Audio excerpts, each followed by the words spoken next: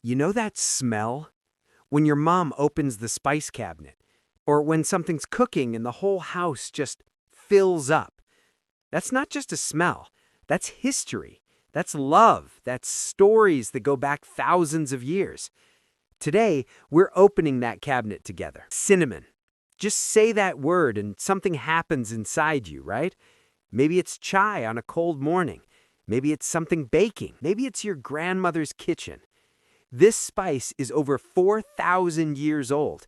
Ancient Egyptians used it. Kings traded it like gold. And today, it's just sitting quietly in your cabinet. A little underappreciated, honestly. Here's what most people don't know. There are two kinds. Ceylon cinnamon, the real one, is soft, sweet, almost gentle, like a warm hug. Cassia cinnamon, the common one, is stronger, bolder, a little more intense. Chances are you've been using cassia your whole life, and that's perfectly fine. But if you ever get your hands on Ceylon, you'll understand why people fought wars over this stuff. Turmeric.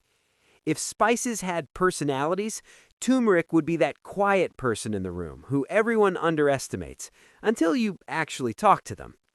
That deep golden color, that comes from something called curcumin. And it's not just pretty. It's been used as medicine for 3,000 years in Southeast Asia. Your daddy knew. Science is just now catching up. But here's the thing about turmeric. It's a little stubborn. Your body doesn't absorb it easily on its own. So what's the fix? Black pepper. Add a pinch of black pepper with your turmeric and absorption goes up 2,000%. 2,000! That's not an exaggeration. That's chemistry being beautiful. Oh, and one more thing. Turmeric stains everything, permanently. Your fingers, your board, your favorite shirt. You've been warned. With love. Cumin. This one travels. Indian curries, Mexican street food, Middle Eastern hummus, Moroccan tagines, Ethiopian spice blends. No other spice shows up across this many cultures and feels completely at home in all of them. Why? Because cumin has something special, that earthy, warm, slightly smoky note that you can't quite name, but you always recognize. It's the spice that makes you feel like you're somewhere. Now here's a simple trick that will change how you cook forever. Toast your cumin before you use it. Dry pan, medium heat, 60 seconds. Let the seeds move around until you smell that warmth rising. That's when the oil wakes up. That's when the magic happens. The difference between toasted cumin and straight from the jar cumin is like the difference between a campfire and a light bulb. Same idea, completely different feeling. Paprika. Paprika is the spice that people put in food to make it look good and then forget it actually tastes amazing. Sweet paprika is mild, a little fruity, beautiful for color.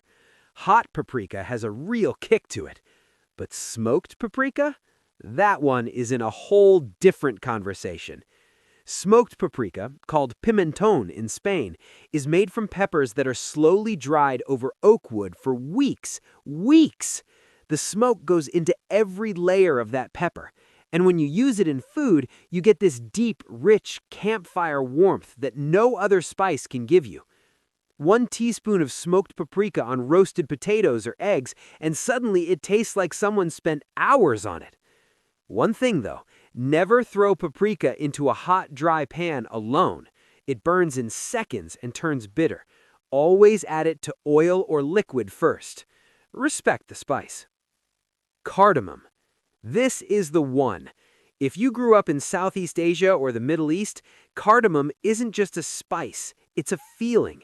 It's the smell of celebration, of Eid mornings, of someone you love making chai especially for you. Floral, citrusy, warm, almost minty, all at once. How? Nobody fully knows. It's just cardamom doing cardamom things.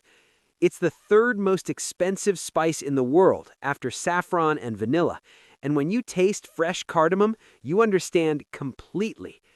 Green cardamom is the delicate, aromatic one, the one in your chai, your kheer, your biryani. Black cardamom is smokier, earthier, more mysterious, like its quieter older sibling. And please, crack the pod open and use the seeds fresh. The pre-ground stuff loses its soul within days. This spice deserves better than that. Black pepper. You walk right past it every day. You've never once stopped to think, why is this next to the salt? Why is it in every kitchen, every restaurant, every table in the world? Because for most of human history, this little berry was worth more than gold. Roman soldiers were paid in pepper. When Alaric the Visigoth conquered Rome in 410 AD, his ransom demand included 3,000 pounds of pepper. Christopher Columbus set sail looking for a spice route, mostly for this. And now we just leave it sitting there, barely notice it. The heat in black pepper comes from something called piperine, not capsaicin like chilies. It's a softer, throat-warming kind of heat, more of a tingle than a burn. And please use a grinder. Pre-ground pepper loses its flavor within minutes of being ground. A freshly cracked pepper is a completely different ingredient, night and day. Cloves. These little things look like something from another world. They're actually dried flower butts, picked by hand before they ever bloom. And for centuries, the only place in the entire world where cloves grew was a tiny cluster of islands in Indonesia. The Spice Islands, people called them. Wars were fought over those islands. Entire empires were built and destroyed because of these tiny dried buds. The intense flavor is sweet but sharp, warm but almost medicinal. And that's not a coincidence. The active compound in cloves, eugenol, is a natural painkiller. Clove oil has been used in dentistry for centuries, still is today. But here's the rule with cloves. Less is more, always. 2 cloves in a biryani? Perfect. 10 cloves?